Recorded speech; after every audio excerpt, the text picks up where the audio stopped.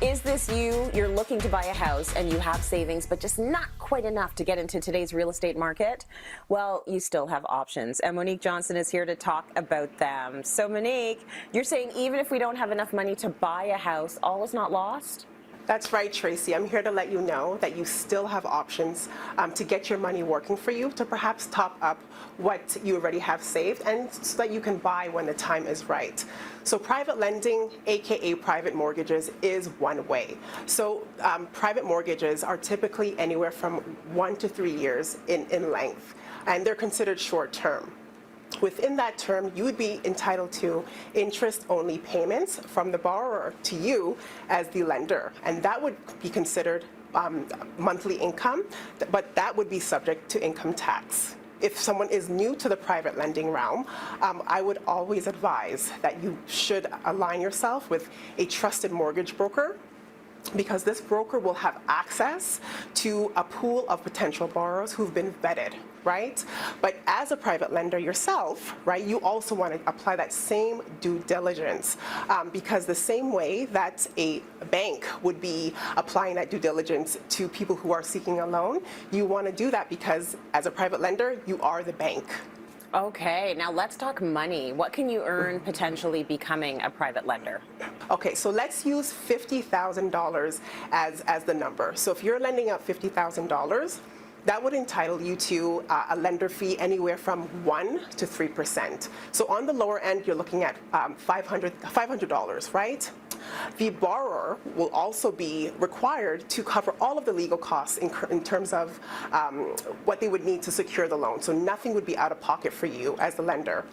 And going back to the short-term period where you're going to be given interest-only payments, the interest that you would be given or paid would be anywhere from 10 to 20%. So over the course of 2 years, you're looking at making over 10 grand, which is a lot better than having your money in a bank. Okay, what's another option people could invest their money in?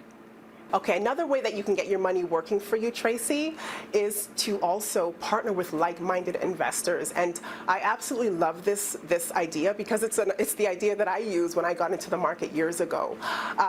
You want to look around you and see who is like-minded, that share your values about money and investing, to make sure that you guys are aligned. Another step you want to take is also evaluate to see will this relationship work out? And the way that you can try to protect that is by getting a contract in place to protect each other's interests. Because the last thing you want is for a deal to go awry because each party wasn't protected.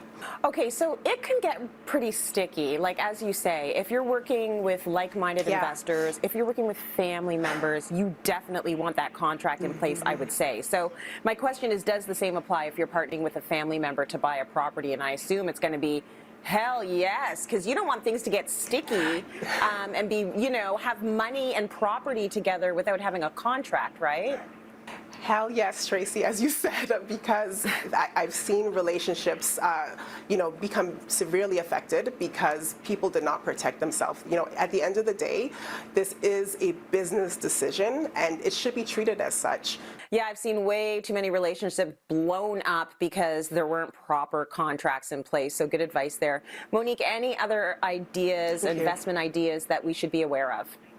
Yes, there are a few, Tracy. So pre-construction is one way.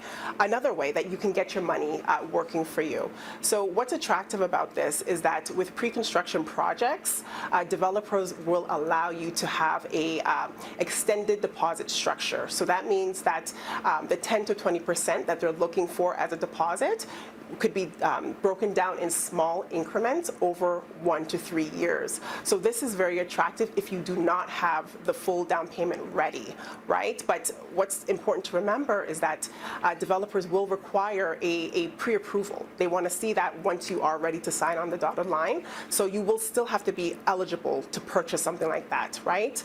A lot of people purchase pre-construction with the intent to assign the sale before the project is actually finished. So So, this used to be a very lucrative way to invest, but, as of May 2022, the rules are changing a bit. The government will be adding an additional tax to any assignment sale, so it's not going to be as lucrative.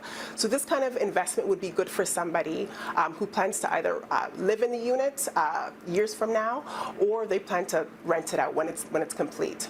But all in all, Tracy, there are so many ways that people can, build up their nest egg per se and get ready to purchase when the time is right. They're not out of luck right now. They just need to prepare because the time is coming.